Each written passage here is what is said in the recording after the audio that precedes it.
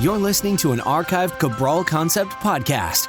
After listening to this show, check out the most up-to-date podcasts available at stephencabral.com/podcasts or search directly on iTunes. And now, welcome to the Cabral Concept, where board-certified naturopath and integrative health practitioner Dr. Stephen Cabral shares how he was diagnosed at the age of 17 with a life-altering illness and given no hope for recovery. It was only after studying and traveling all over the world did he discover how to combine ancient Ayurvedic healing practices with state-of-the-art naturopathic and functional medicine to fully rebalance the body and re-energize it with life. It's time to discover how to get well, lose weight, and finally feel alive again. And now, here's your host, Dr. Stephen Cabral. Today's topic is part of our National Heart Month, our National Heart Health Month, where we are focused on helping people to prevent the top causes of mortality for cardiovascular-based risk, even high blood pressure, type 2 diabetes, etc. They are linked together with metabolic-based syndrome. What I want to go through today is, in my opinion, without a doubt, the number one diet for heart health and longevity.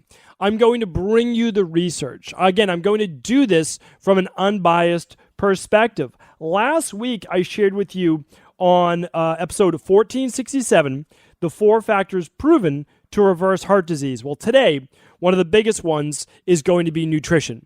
So if you were to do nothing else, absolutely nothing else, you weren't to exercise, you weren't to work on stress reduction, what could you do with your nutrition that would make a dramatic difference? I want to share it with you from a research perspective, and then I also want to share with you what I see every single week in my private practice that I get messages on, people show me before and after labs, and I can tell you that this works. Now, before I share all of that with you, I just want you to know that we are not curing high cholesterol, curing type 2 diabetes, curing high blood pressure. We leave that to conventional medicine. What we do in natural medicine and natural health is we work on the underlying root causes that created those issues in the first place. So everyone always says, oh, well, they're inflammatory-based diseases. They're genetic.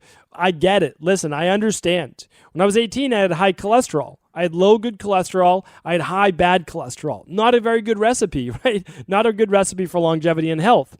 But they can be changed. And that's because I didn't understand, although I thought I was eating a healthy diet even at that age, when I was basically going into college, focused on nutrition, is that I wasn't doing what was right for my body. There was still a lot of inflammatory-based foods I was eating. So again, we have to, don't get frustrated, don't get upset. This is all part of the learning experience. It's part of our health journey. That's the way that it is. And we can continue to tweak and refine. I have my blood drawn every 6 months, and I do that to look at my numbers, but I'm running also, more importantly, my functional medicine labs. These are the ones that you can do right at home, and you begin to say, oh, okay, it's high levels of cortisol causing this. Oh, it's low levels of thyroid. A lot of people don't know that low thyroid can actually cause higher levels of cholesterol. So there's a lot to look at, but I'll tell you this, if you're not focused on your nutrition, it is the first place to get started. It's always about good whole food nutrition. But that doesn't mean you can eat any whole food you want. As you're about to see today, there is definitely a diet. There's no doubt about it. Now, is it the only diet? Probably not. Probably not. But this diet does work. I can share with you that. So this one we know works. We have a lot of research around it. There are other diets that work for some people, but this one pretty much works for everyone. That's the nice thing about it. So I'm going to go into that, but what I need to do is I need to share with you first the science so that you know that the way that this diet was developed was not biased. It's based on the research. So I want to go through some really short studies, some snippets right now. I will add all of them. So everyone who loves to look up the studies, great. I'm going to link all of them up at stephencabral.com/1474. Pretty simple. Head on over to stephencabral.com/1474, and you will find the number one diet for heart health and longevity, and you'll find all of the different research that you can dig into. Okay, so before we get to the biggest study, I want to just read off some of this for you. So here's what we're looking at. And then I'm going to give you the exact diet and just like no more than, let's say, 3 nutritional supplements, because that's, really proven through and through with the research. And I want to share those with you. Again, you don't even need to use the nutritional supplements if you don't want, but I want to share with you the diet that's going to get you there the majority of the way. So Here's what we're looking at. The American diet right now has 67% more added fats, 39% more sweeteners, 800 calories more per capita, and people eat 57 pounds more meat than they did in the past. Okay, 50 to 100 plus years ago. And this was published in the USDA Agriculture Fact Book way back in 2001. So when we look at this, 67% more fat, 39% more sweeteners, 800 calories more, 57 pounds more meats. Okay, so that's a lot. That's in 1 year, the 57 pounds. So when we look at that, we've got two things that I want to talk about first, and that is fats and sweeteners before we move on to a protein. One of the reasons why there's such an issue right now with, let's say, type 2 diabetes, with high cholesterol, high blood pressure, and inflammation in general. Here's the interesting thing. I got asked this on a house call not too long ago. What's worse, sugar or hydrogenated fat, like vegetable oils that have been cooked? So, for example, like a canola oil, a sunflower oil, a safflower oil that's been heated up to a high temperature, right? So it's been oxidized. These are polyunsaturated fats that have been broken down. Now, polyunsaturated fats aren't necessarily bad for you. They're bad for you when they've been oxidized because they're going to create more free radical damage in your body, which creates more inflammation. So here's the issue, though. And I answered the question, and I said, here's the thing.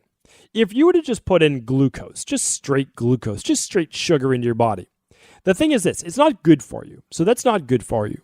But your body, you could eradicate that. You could eliminate it, right? So let's just say you drank just straight juice, or you went out and had a Gatorade, right? So something that's just artificial. Okay, so you drank that, just pure sugar, you drank it down. You could go exercise for about 30 minutes and you could pretty much burn that off. So again, I'm not saying it's good for you. It's certainly not. Does it add body fat? For sure, absolutely. But let's go back for a second. Let's look at those hydrogenated fats. Let's look at cooked oils, okay? So now, again, you can make an argument for your butter, your coconut oil, your ghee that aren't going to break down as easily, right? Grapeseed oil, things like that. But here's the thing. We'll talk about those in a moment.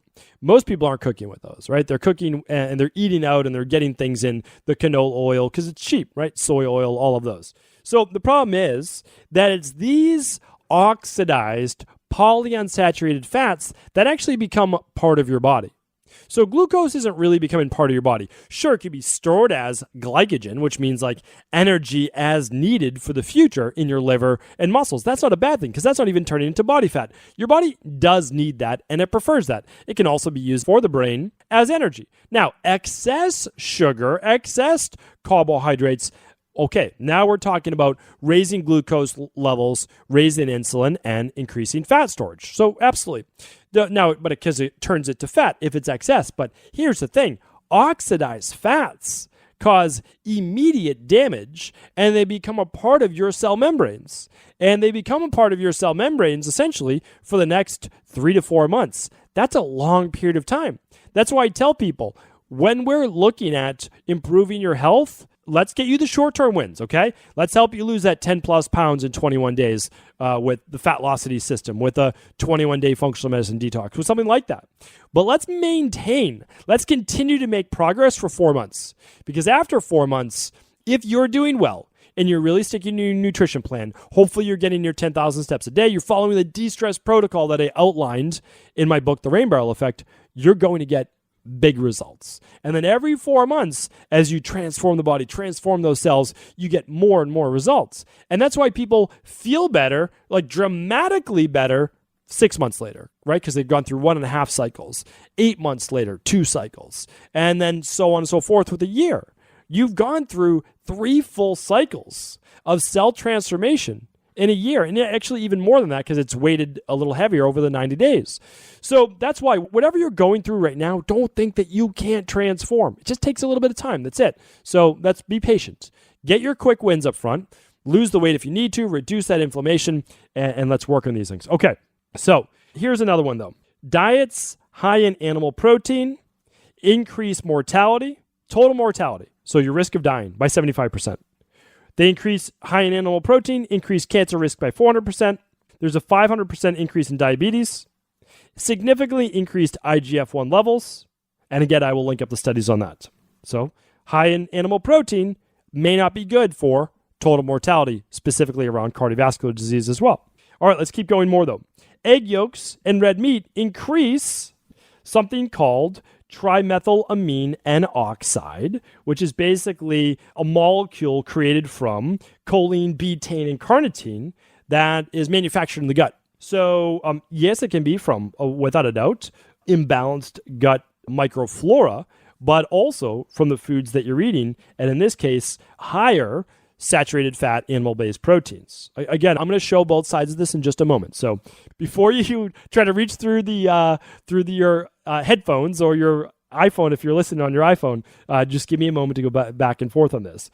So it increases atherosclerosis, which basically is a buildup of plaque in your arteries that can cause, again, heart attack, cardiovascular disease, etc.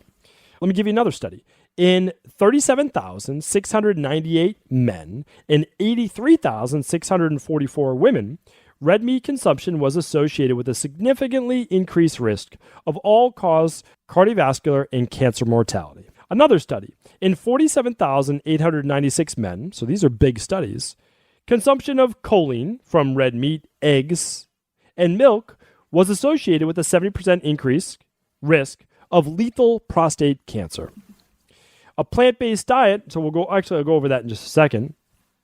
Red meat is also high in something called new 5-GC that you've heard me talk about before in episode 802. I'm going to link that up today. So again, head over to stephencabral.com/1474, and I will also link up. I'm actually going to embed the podcast right there to make it super easy because I want it to be the next one that you listen to is in episode 802 because I go much more in depth for people that want to hear this. So new 5-GC is essentially, it's a sugar. So it's a sugar found in red meat, and it can increase chronic inflammation and potentially increase tumors as well. When I read this type of research, because I'm studying cardiovascular risk, and this is something I've been doing for many, many years now. It's not just, the first week I decided to look into cardiovascular risks for myself because it runs in my family. I mean, all of my grandparents, both of my parents, myself, all prone to what we call genetic high cholesterol. It's kind of like I won the lottery in terms of all of the bad genes. Anything inflammatory based, my body creates inflammation very, very easy. Even in terms of exercise, I have to modulate my exercise and do certain things with nutritional supplements and recovery to make sure that I don't become overinflamed. But it works, right? It works because I found what works for my body. And again, that's what I try to share with you on the show as well. So here's the thing though, and I want to be fair, is that we know for many, many people that meat, dairy, and oftentimes eggs increases chronic inflammation, which can increase, believe it or not, insulin resistance, metabolic syndrome, because it can raise triglycerides, it can lower HDL, which is your good cholesterol, it can increase your bad cholesterol, and I'm saying that in air quotes, which is your oxidized form of cholesterol, total cholesterol. It can also lead to higher blood pressure and increase all types of cancer. Well, I shouldn't say all types of cancer, but for sure breast cancer, prostate cancer, and colon-based cancer, besides what we're talking about today, which is cardiovascular-based risk. So I want to be really careful about both sides of this because it doesn't happen to everyone. That's the interesting thing. So some people do okay with a fair amount of meat in their diet, even red meat. And some people, believe it or not, even lower their cholesterol when they go very low on starches and eat predominantly meat and vegetables. I've seen it happen actually many times in my own practice, and I've seen it in some of the research as well. But not big research studies. I'm going to show you exactly what does work. So for some people, it can be okay. But here's what works I'll give you in literally 2 minutes for all people. I'm going to give you that. There's a big study. This is a big study that really sealed the deal for me. Now, again, I just read you a bunch of different studies, but I'm going to link it up for you today again. This is a Natural Medicine journal, but it was actually published in Cellular Metabolism, which is a conventional medicine-based journal. So we have to look at this. This is very, very important. I did episode 802 all around this, but I would love you to read the article as well, because at some point, you don't want to deny the facts. And here's why I say that. I mean, again, I always say this, but I don't have a dog in the race. I don't care who's right. If eating meat or just meat alone, like the carnivore diet, if that was the answer, for sure, I would be preaching it. Why not? Why not? I'm pro people. I say that again all the time, but I am. It's the only thing that matters to me is help you with your health so that you can feel amazing, so that you can then go to live the life that you want to live. Because so many people are literally crippled with health-based issues. They're walking around like zombies because they're on blood pressure medication. They're on statins. They are on antidepressants. They're on all sorts of medications. And again, sometimes we need these in the short term. I'm not denying that. But the long term, what's the answer? You go on these at 30 years old, 40 years old, or me like 18 years old, and then you ask your doctor, okay, like, well, when do I get off them? And they say, well, never. Because if you get off them, all of your masked symptoms come right back. Well, again, are we really then healing the dis-ease in our body? That's what I want to ask. So again, for me, I just only want to help people. That's it. So when you read studies like this is just, again, one study. I'm going to go over it right now. There's 6,381 people aged 50 and over. The mean age was 65 years old. This was done in the U.S. And okay, let's go into it. So subjects consumed only about 823 calories per day. Majority was from carbohydrates, 51%, followed by fat, about 33%, and protein, about 16%, with 11% derived from animal-based protein. The percent of calorie intake from protein was used to categorize subjects into a high protein group, 20% or more protein from their diet, or a moderate group, 10 to 19%, and a low protein group, less than 10% from their diet was protein. Okay, so now when we look at the overall 18-year follow-up, when we look at the total study there was actually 83,308 total people, and we look at this, there was a 40% overall mortality over the next 18 years. These people, again, were they were 50 years and up. Average age was 65, right? So if we add 18 onto 65, I think we get around 83 years old or so. So there was a 40% overall mortality, so 40% of those people passed away, 10% due to cancer, 19% cardiovascular disease, 1% from diabetes. But again, remember, people with diabetes a lot of times end up getting cardiovascular issues as well as potentially cancer, as well as high blood pressure. So in this study, the high protein group had a 75% increase in overall mortality, meaning like they died at a higher rate, 75% increase rate of all types of mortality, and a fourfold, so a 4x increase in cancer death risk during the following 18 years. These associations were either abolished, that means stopped, taken away, or attenuated, again, stopped, if the proteins were plant-derived.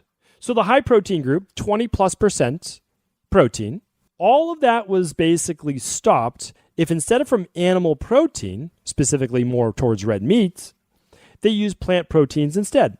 Okay, let's go on. Conversely, actually, I'm not going to read the whole thing to you because I want to get to the diet right now. Okay, so I'm going to let you read all of this yourself. But basically, there was an increase in diabetes, 23 plus in terms of diabetes mortality. It increased insulin-like growth factor. So pretty tremendous. Okay, really, really tremendous when we look at this. Increase in melanoma cells, increase in breast cancer. But what we want to look at was this. It was actually people lower than the mean of 65 years old. So I'm going to get deeper into this in another podcast. But if you're under 65 years old, you really need to keep your diet below 19%. So the total diet that you eat, calories consumed per day. Let's say you ate that 1,823 calorie diet.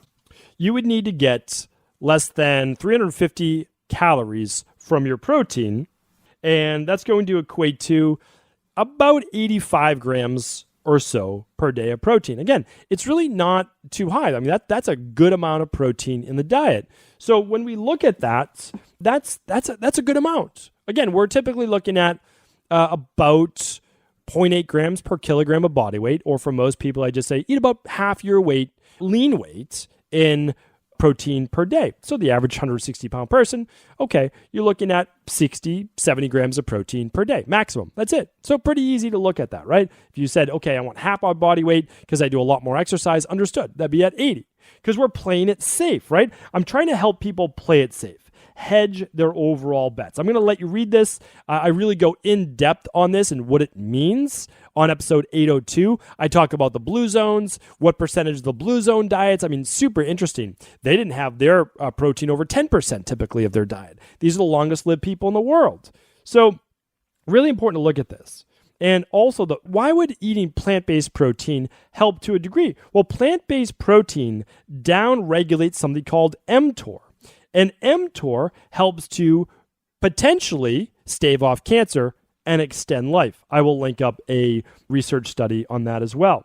So now let's go into the only diets in randomized control trials. So basically research studies where they don't handpick the people, right? So they don't handpick, oh, this person is probably going to lose the weight. No, these are randomized. And the only diet proven to do that and reverse cardiovascular disease without statins is a whole food, plant-based diet, lower in fat and lower in refined carbohydrates with not the protein exceeding that 19%. So now we start to say, okay, we can begin to improve our overall health. Why? Because cardiovascular disease is still the number one cause of mortality in the U.S. and in the Western-based world. So think about that. If the number one cause of death is cardiovascular disease, this is National Heart Health Month, we want to get rid of that number one cause right away. And if we do that, the things that we need to do in order to lower that risk factor help us with type 2 diabetes, they help us with the high blood pressure, and they help us with potentially stopping cancer. So what is that? Well, we've talked about it before, but let's get a little bit more specific. Okay, so we know we want a plant-based diet, but we can't just have a plant-based diet high in refined carbohydrates. So we need to base it around predominantly vegetables. I know that I speak all the time about fruits and vegetables, and yes, I agree with that. And I say 7 to 9 servings of fruits and vegetables every day. But if you were in my private practice, our Equilibrium Nutrition Health Coaching practice, you'd be recommended 9 servings a day. You'd be recommended about 2 at breakfast, 3 at lunch, 3 at dinner, right? That's our minimum. That's what we do. So you have 3 cups at lunch, 3 cups at dinner. Now, do you start there? Well, maybe not. It just depends on how you're doing now. We can work you up to that. Now, why do we also do that? Because this is very important.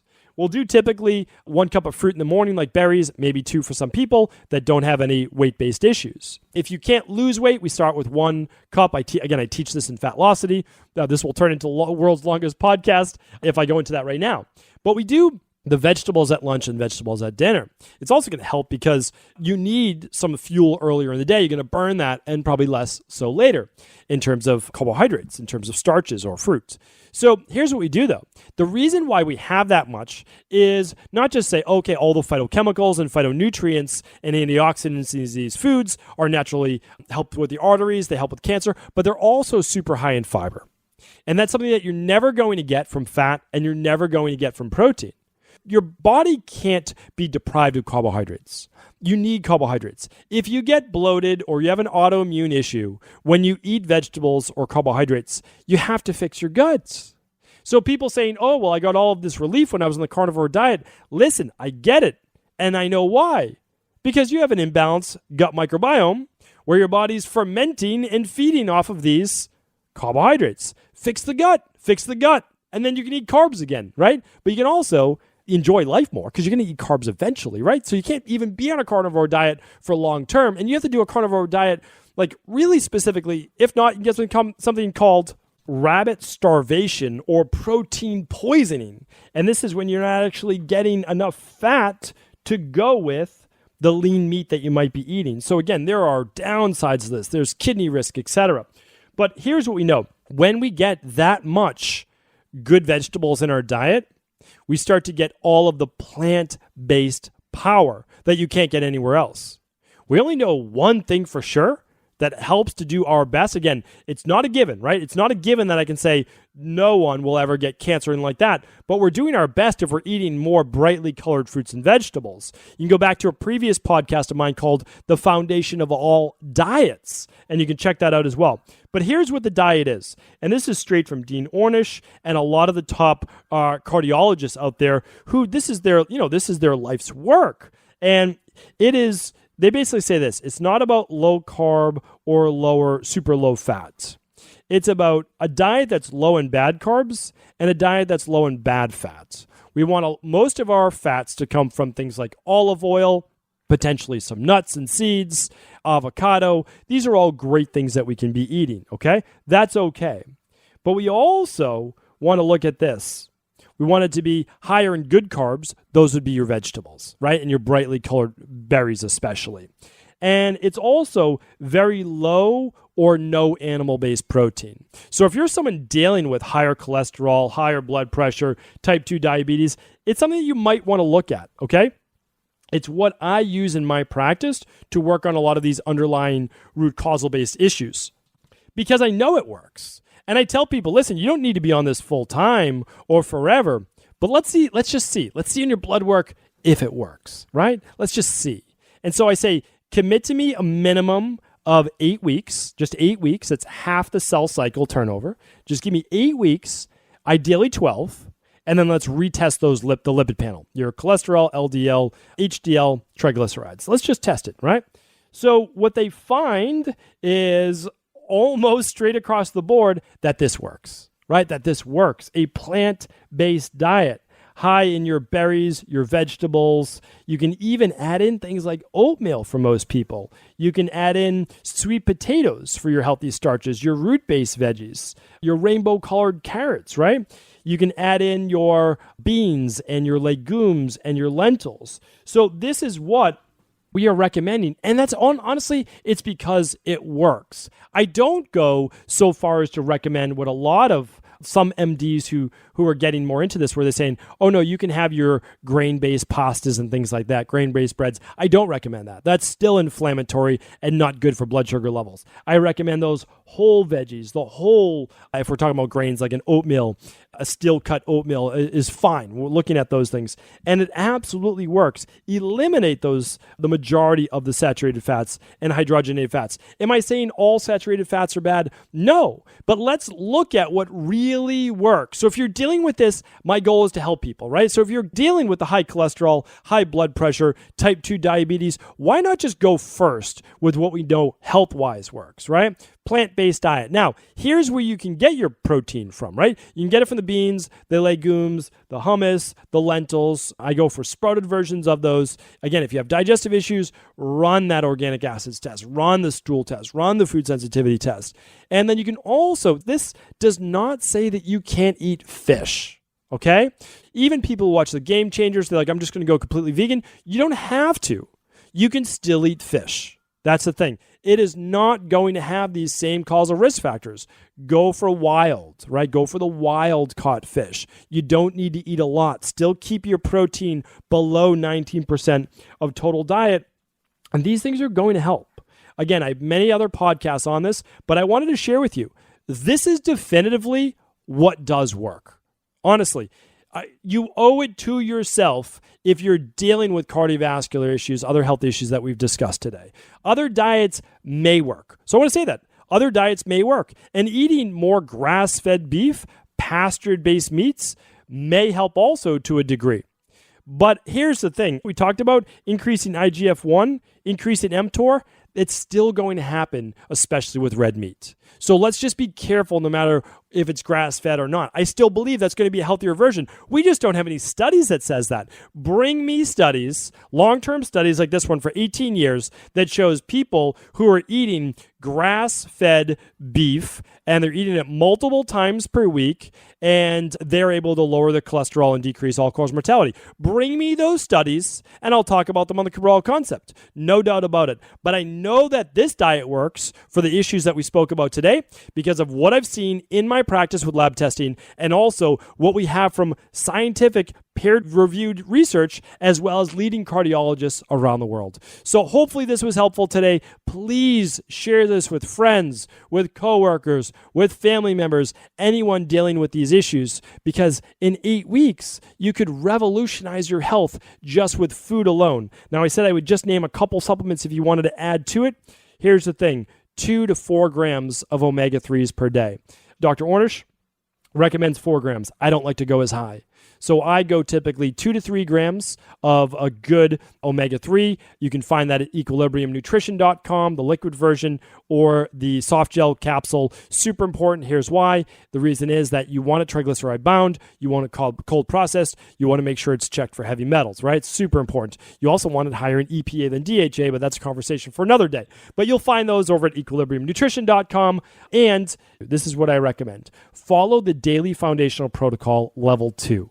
And here's why.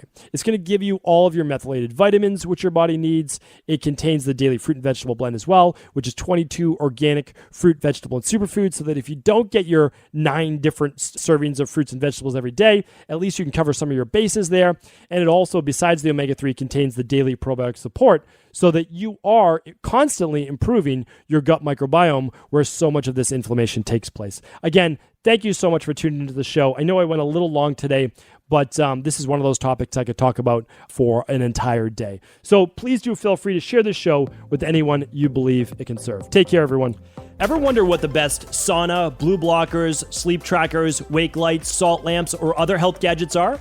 Or what about the top non-toxic mattresses, sheets, soaps, bath products, toothpaste, and cookware? Or would you like to know the cleanest choices for hemp parts, meal delivery services, supplements, and much more? I personally curated, researched, and now created a resource page of all of my top picks that continues to grow each week. These are the exact products I use in my own life, with my family, in my private practice, and they're the ones I trust. To find out all of my up-to-date recommendations and all the details, simply head on over to stephencabral.com/resources.